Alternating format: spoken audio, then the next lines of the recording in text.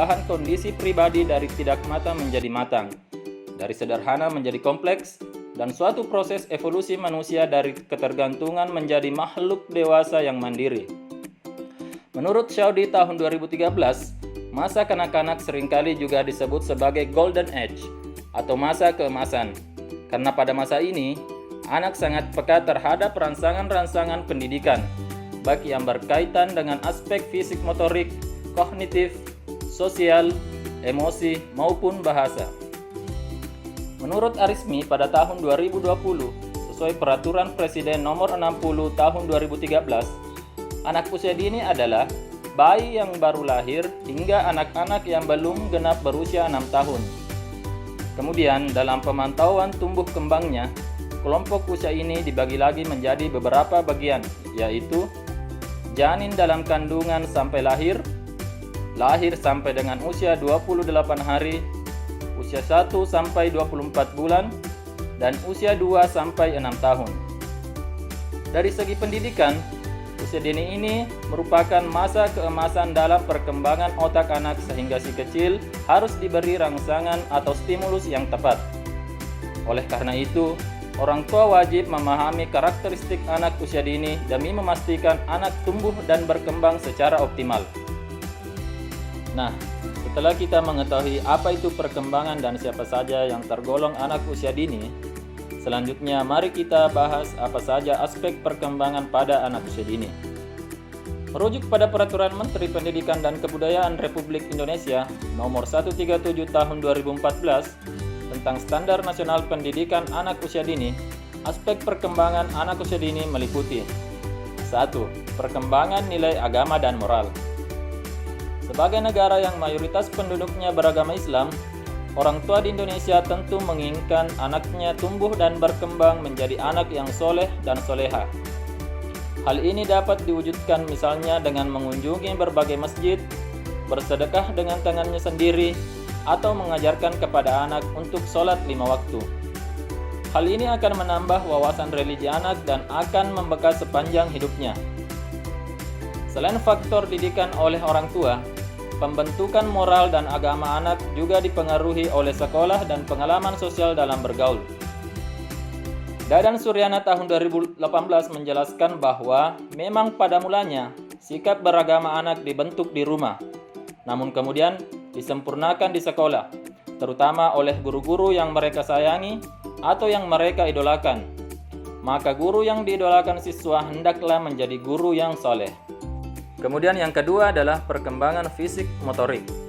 Pada prinsip psikokodal, perkembangan fisik dimulai dari atas, yaitu kepala dan secara terstruktur ke bagian bawah tubuh. Menurut Papalla dan Olds, dalam buku yang disusun oleh Nilawati Tajuddin tahun 2014 menjelaskan bahwa pada usia kandungan 2 bulan, kepala bayi berukuran setengah dari ukuran tubuhnya. Selanjutnya, pada usia pasca lahir 2-5 tahun, ukuran kepala bayi hanya 1/5 dari tubuhnya. Dan pada usia 6 tahun, ukuran kepala anak hanya 1/7 dari tubuhnya. Untuk perkembangan motorik, di sini terbagi atas perkembangan motorik kasar dan motorik halus. Motorik kasar. Dalam meningkatkan keterampilan koordinasi gerakan motorik kasar, diperlukan kegiatan perkembangan jasmani berupa koordinasi gerakan tubuh seperti berlari, berjinjit, melompat, bergantung, melempar dan menangkap, serta menjaga keseimbangan. Menurut Papalia dalam buku yang disusun oleh Dadan Suryana pada tahun 2018, pada usia 4 tahun anak cenderung menyukai kegiatan fisik yang berbahaya, seperti melompat dari ketinggian atau bergantung dengan kepala menggelantung ke bawah. Pada usia 5 atau 6 tahun, keinginan untuk melakukan kegiatan berbahaya bertambah. Anak pada usia ini menyenangi kegiatan lomba seperti balapan sepeda, balapan lari, atau kegiatan lainnya yang mengandung bahaya. Motorik halus. Perkembangan motorik halus anak usia dini ditekankan pada koordinasi gerakan motorik halus. Dalam hal ini menyangkut kegiatan meletakkan atau memegang suatu benda menggunakan jari tangan. Pada usia 4 tahun, perkembangan koordinasi gerakan motorik halus anak sangat berkembang, bahkan mendekati sempurna. Meski demikian, Dalam menyusun balok menjadi suatu bangunan misalnya, anak pada usia ini masih mengalami kesulitan. Penyebabnya adalah karena anak cenderung ingin menyusun balok secara sempurna, sehingga meruntuhkan susunan balok tersebut. Untuk usia 5 atau 6 tahun, koordinasi gerakan motorik halus berkembang dengan pesat.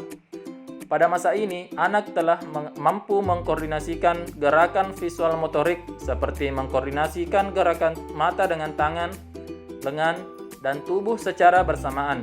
Misalnya ketika anak menulis atau menggambar. Yang ketiga adalah perkembangan kognitif. Menurut Slavin dalam buku yang disusun Suryana tahun 2018, mengemukakan bahwa perkembangan kognitif anak pada hakikatnya merupakan hasil proses asimilasi, akomodasi, dan equilibrium. Asimilasi berkaitan dengan proses penyerapan informasi baru ke dalam informasi yang telah ada di dalam skema atau struktur kognitif anak. Akomodasi adalah proses menyatukan informasi baru dengan informasi yang telah ada di dalam skema sehingga perpaduan antara informasi tersebut memperluas skemata anak. Equilibrium berkaitan dengan usaha anak untuk mengatasi konflik yang terjadi dalam dirinya pada waktu ia menghadapi suatu masalah. Untuk memecahkan masalah tersebut, ia menyeimbangkan informasi yang baru yang berkaitan dengan masalah yang dihadapinya dengan informasi yang telah ada di dalam skematanya secara dinamis. Sebagai contoh, pada waktu anak diberi buah lain yang berkulit, maka anak akan menyeimbangkan pengetahuannya tentang jeruk dengan cara-cara yang harus dilakukannya agar buah tersebut dapat dimakan. Kemudian yang keempat adalah perkembangan bahasa. Anak mulai menunjukkan pertumbuhan dan perkembangan yang menonjol, yaitu kemampuannya untuk bisa berjalan dan berbahasa atau berbicara pada akhir tahun pertama dan menjelang awal tahun kedua. Perkembangan bahasa anak yang paling awal dapat diartikan sejak tangisan pertama bayi, karena tangisan pertama bisa digolongkan sebagai bahasa bayi atau anak. Tangisan tersebut juga merupakan sarana untuk mengekspresikan kehendak jiwanya. Menurut Hurlop, dalam buku yang disusun oleh Robingatin dan Ulfa tahun 2019, menyatakan bahwa dalam kehidupan sehari-hari, bahasa menjadi hal yang sangat penting. Bahasa diperlukan untuk membaca, menulis, berbicara, dan mendengarkan orang lain. Bahasa dapat memampukan seseorang untuk mendeskripsikan peristiwa-peristiwa yang telah terjadi di masa lalu dan untuk merencanakan masa depan.